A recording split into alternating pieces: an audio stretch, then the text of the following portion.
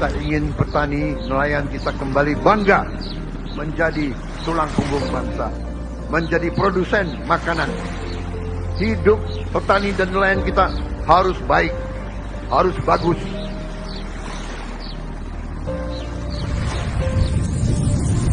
Sebagai negara maritim, Laut Indonesia menjadi rumah bagi jutaan spesies laut dan tempat menggantungkan hidup bagi jutaan masyarakat pesisir. Dari laut dan pesisir, asa dan harapan menguat agar kehidupan senantiasa tumbuh berkelanjutan dan raharja. Tahun 2025 menjadi gambaran bagaimana sektor kelautan dan perikanan Indonesia terus bergerak maju, menjadi motor penggerak ekonomi nasional dan penghasil pangan biru untuk ketahanan pangan bangsa. Kementerian Kelautan dan Perikanan mengawal beberapa program prioritas pemerintah yang berdampak langsung ke masyarakat. Pada tahun 2025, 100 kampung nelayan merah putih dibangun untuk meningkatkan produktivitas perikanan. Pada akhir tahun 2025, KNP Toli-Toli dan Leato Selatan menjadi KNP pertama yang pembangunannya sudah mencapai 100%. Akan disusul oleh KNP Konawe, Pelaka, Ekas Buana, dan Pandeglang yang pembangunannya hampir mencapai 100%. Tahun ini juga kita harus mulai 1.100 desa nelayan. Tiap desa nelayan terdiri dari kurang lebih 2.000 kepala keluarga. Berarti situ akan hidup 2 juta kepala keluarga. Kalau satu kepala keluarga terdiri dari bapak, ibu, dan 3 anak, berarti 10 juta orang akan hidup dengan baik. KKP juga telah melakukan percepatan swasembada garam melalui ekstensifikasi dan intensifikasi untuk meningkatkan produksi garam lokal. Pembangunan kawasan budidaya ikan nila salin atau BINS Karawang seluas 230 hektar yang telah menyerap hampir 1.000 tenaga kerja dan menjadi model revitalisasi tambak Pantura. Hingga saat ini progres pembangunan telah mencapai target, mencakup seluruh pekerjaan konstruksi maupun non-konstruksi. Sepanjang tahun 2025, produksi perikanan Indonesia mencapai 18,64 juta ton.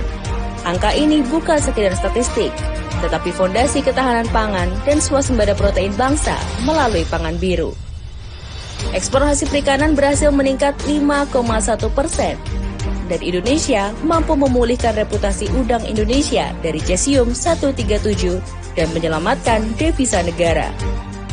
Perolehan PNBP sektor kelautan dan perikanan berhasil mencapai 2,23 triliun rupiah, perolehan tertinggi dari tahun-tahun sebelumnya. Dan PDB perikanan terus meningkatkan pertumbuhan.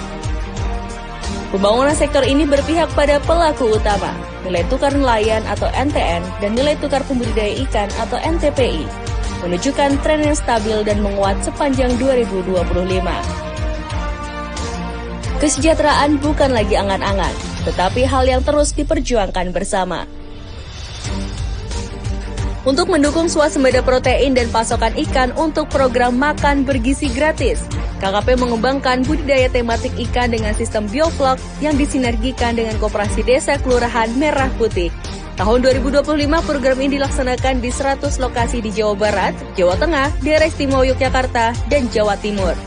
KKP juga senantiasa mengembangkan kapasitas sumber daya manusia kelautan dan perikanan untuk membangun Laut Indonesia. Pembangunan laut juga dilakukan melalui penataan ruang laut yang berkelanjutan dan perluasan kawasan konservasi. Pada tahun 2025, luas kawasan konservasi Indonesia mencapai 30,9 juta hektar. KKP juga memastikan kedaulatan laut Indonesia melalui pengawasan dan pemberantasan praktik illegal fishing.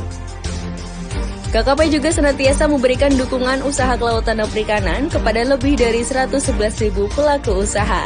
Ini menjadi kunci agar UMKM dan pelaku usaha kelautan dan perikanan terus naik kelas. Laut Indonesia adalah masa depan kita. Dengan terus bergerak, berdampak, dan berkelanjutan, sektor kelautan dan perikanan terus melaju dengan ekonomi biru untuk Indonesia Emas 2045.